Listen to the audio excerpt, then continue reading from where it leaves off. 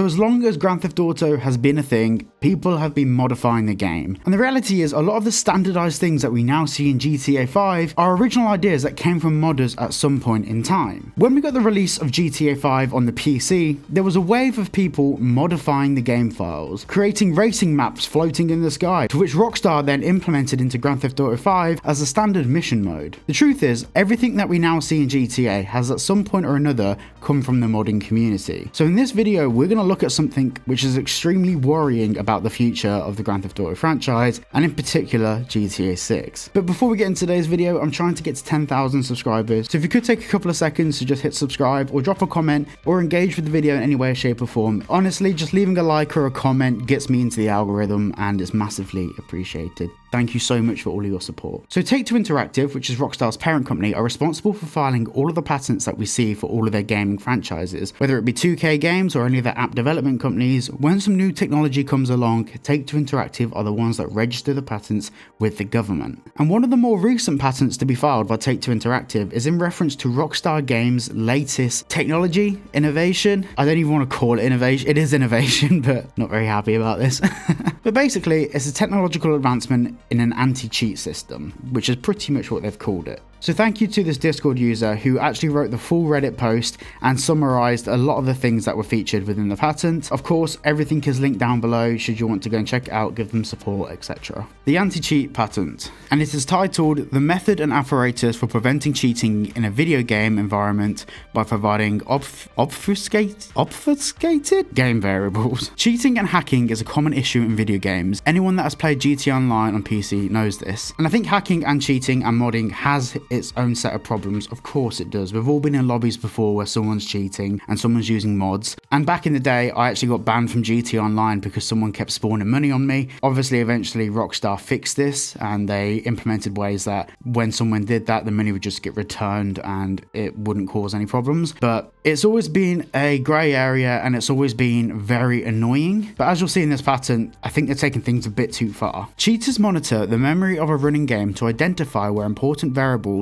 such as players' health, ammunition counts, and in-game currencies, etc. are stored. Once found, memory manipulation techniques can be used to alter these variables. This is how cheats such as teleporting or God mode work on a technical level. Now to explain this even simpler, for example, when you have a health meter in the game, for example, say if you have 100% health, that is stored somewhere in the game files. And the way to modify that is to access the game files and just correct that number, or maybe delete the file that allows that to diminish over time. But when it comes to money in the game, you can alter that figure by literally typing in a new figure that corresponds to the money you receive in the game. Back in the very early GTA days, such as GTA 3 or GTA Vice City, this was extremely easy to do as it was literally editing one line of code, which is usually a dollar figure just hidden somewhere in the code. Once you found it, you have pretty much access to change anything. Now with GTA 4, it was a bit better hidden, and with GTA 5, it was hidden even further, and Red Dead Redemption 2 was relatively similar to GTA 5 in that respect. It took people a bit longer to get into the game files and figure out what to change to mod the game, but we did get there in the end. To prevent this, developers encrypt these variables and their locations,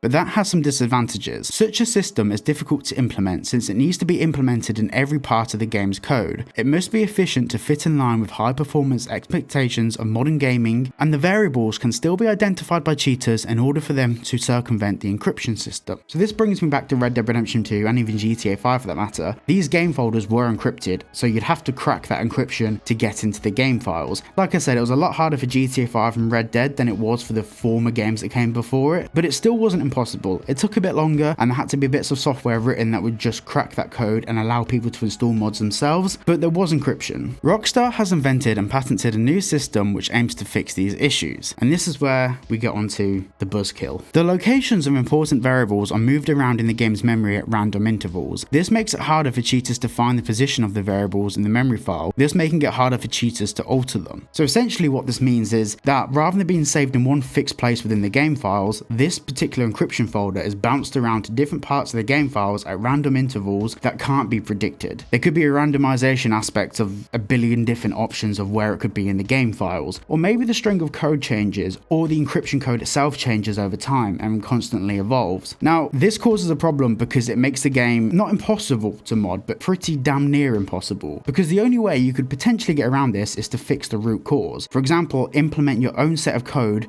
that stops these encryption files from moving. So you essentially lock it into one fixed location. That is the only way that I can see us being able to get around this to modify GTA 6 on PC when it comes out. These variables are also encrypted in a special way. When a variable needs to be changed by the game itself, e.g. adding money to a player's bank account after a mission, the variable is decrypted for a moment, gets changed and then gets encrypted again. This all happens automatically. Developers can easily make any variable in the game, such as health, money, special abilities, etc., and use this automatic encryption and decryption system by simply adding a single tag to the variable. So there is a caveat here, and there's potentially one saving grace which I'm banking on at the moment. We know that GTA 6 is going to be pretty labor intensive on the PS5 and Xbox generation hardware. We know everything from the game engine to the graphics themselves are going to cause a bit of struggle when it comes to the processing powers of these particular sets of hardware, which doesn't leave much headroom for things like this to run in the background, because this sort of software could potentially be quite heavily intensive on that hardware. Now, of course, I'm not saying that we will see this on consoles. It may be that we just get this on PC and we may not get it on the consoles, but then again, this would move the minimum criteria for PC up a notch. Rather than working on a certain level of hardware, that minimum operating requirements might need to be bumped up to something a bit more. Those minimum operating requirements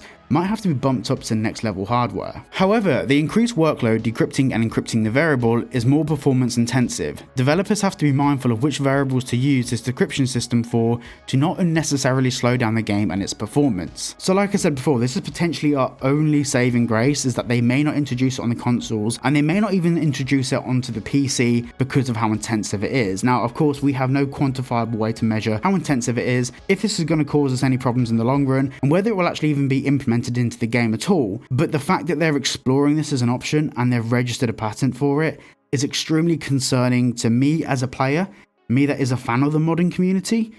Because whilst I understand why they're doing it, because sometimes when you're playing a game and someone is cheating the game, it is so annoying.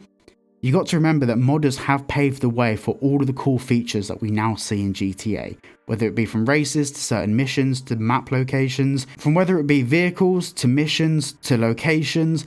Modders have paved the way for all of these things. And of course, Rockstar bought CFX.RE, which initially was just a modding company. They created the RP servers, which were built entirely off the basis of mods. This is setting quite a worrying tone for the future of the gaming industry when you buy a game but you don't own it. Of course, this debate goes far past the gaming industry. This is more of a debate on ethics and economy. But I do think it's definitely worth talking about and probably raising an eyebrow or two at where the industry is headed. Thank you so much for watching today's video. If you did enjoy, please consider liking and subscribing, and I'll see you all in the next one.